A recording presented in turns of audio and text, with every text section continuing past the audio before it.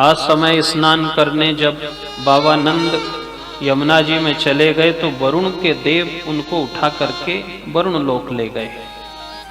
कृष्ण जी वहां गए, इनको दर्शन दिया और उन्होंने बाबा को वापस लौटाया कि प्रभु हमारा कोई ऐसा उद्देश्य नहीं था। जिस समय पृथ्वी शयन करती है उस समय बाबा को स्नान नहीं करना था। अर्थात हम माने कि इस संसार के भीतर हर चीज मर्यादा में है। ये खाली हम ऐसा ना समझे कि प्रकृति हमें नहीं देखती, वृक्ष भी देखता है, जल भी देखता है, भूमि भी देखती है, जीव जंतु भी देखते हैं, कीट पतंगे भी देखते हैं, पशु पक्षी भी देखते हैं। और वही कारण रहा कि श्री कृष्ण जी ने निर्वस्त्र स्नान पर रोक लगाई थी कि जल देवता है, ये साक्षात है, प्रत्यक्ष है। सूर्य नारायण भगवान प्रत्यक्ष है, पवन देवता प्रत्यक्ष है, भूमि देवता प्रत्यक्ष है, ये प्रकृति दिखाई देती है, ये प्रत्यक्ष है। इन प्रत्यक्ष देवताओं का भी हम नमन करें, इनसे निवेदन करें, ये हमारी सबकी करुण पुकार सुनते हैं। मर्यादा में रहें कि कौन से पहर में स्नान करना है, कौन से पहर में सामाजिक कार्यों में जुटना है, कौन से पहर में भोजन करना है, क्योंकि उसने सबके लिए बराबर समय दिया। कभी किसी को ऐसा लगा तो देखो सबका अपना अपना सिद्धांत है। माली चाहेगा कि रोज बरसात होती रहे तो खूब अच्छी फसल, खूब अच्छी साग भाजी पैदा होगी तो रोज बेचूंगा। पर धोबी को इस बात का बुरा लग जाएगा कि 12 महीना बरसात होगी तो कपड़ा कैसे सुखाऊंगा। पर सबके लिए भगवान ने समय दिया। और कौन कौन से थे? मांगन को भलो बोलना, चोरन की भली चुप। मांगने वाला यदि भिक्षा वृत्ति करने जा रहा और नहीं मांगेगा तो भूखा मर जाएगा। अब दोनों आपस में बात कर रहे हैं। चोर कहता है कि चुपचाप रहे, शांति बनाए रख, मालिक उठियाएगा तो चोरी नहीं कर सकता। और एक कहता है कि मैं चुप रहूंगा तो भूखा मर जाऊंगा। मांगन को भलो बोलना, चोरन की भली चुप। माली को भलो बरसना, धोबी की भली धूप।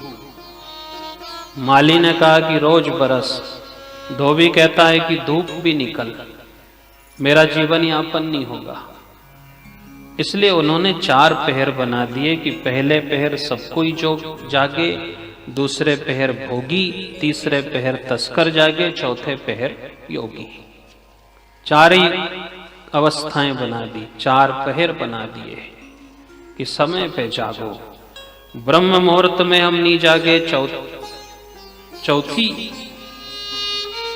पहर नहीं जागे तो फिर चौथेपन में भी जाग पाना थोड़ा सा कठिन लगेगा। चौथे पहर में क्यों जागा जाता है कि चौथापन भी जागृत रहे।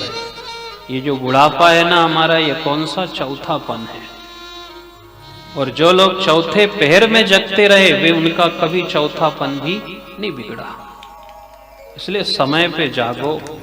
यही वरुण लोक के देवता ने भगवान श्री कृष्ण को कहा कि देखो प्रभु जी, बाबा असमय स्नान करने आ गए थे, इसलिए हम लोगों को बाबा को यहाँ लेकर के आना पड़ा।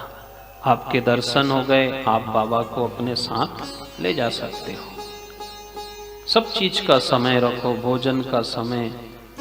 और देखो कितना अच्छा सुरक्षित जीवन दिया कि यदि 6 से 9 में सब जागेंगे, 9 बजे से 12 बजे में भोगी, अर्थात गृहस्थियों का समय है, बैठे हैं परिवार में, बाल बच्चे हैं, चर्चाएं हैं। दूसरे पहर भोगी, तीसरे पहर तस्कर जागे। 12 से 3 बजे में चोर डाकू लुटेरों का समय है।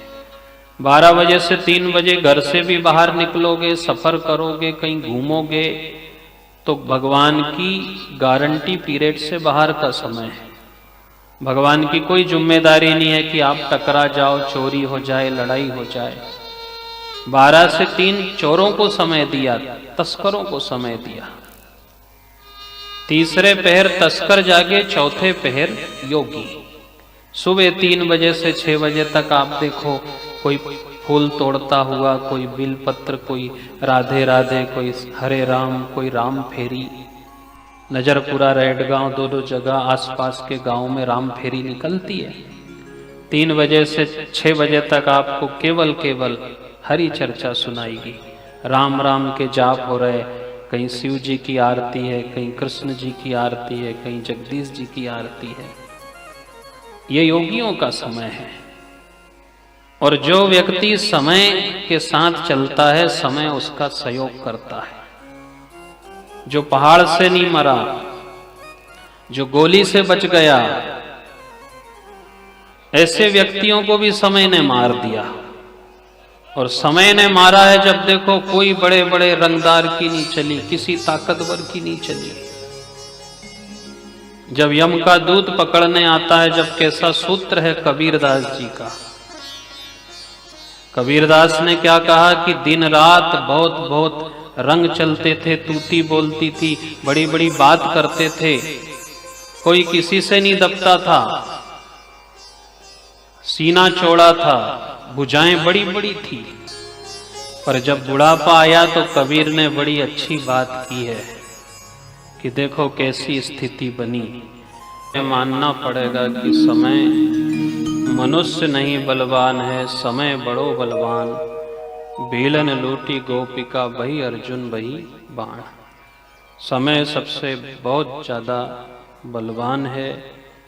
और जो समय ने किया है, इसलिए वरुण लोक से बाबा को समझाया कि देखो, असमय हम जो स्नान करने गए उस पे रोक लगाई।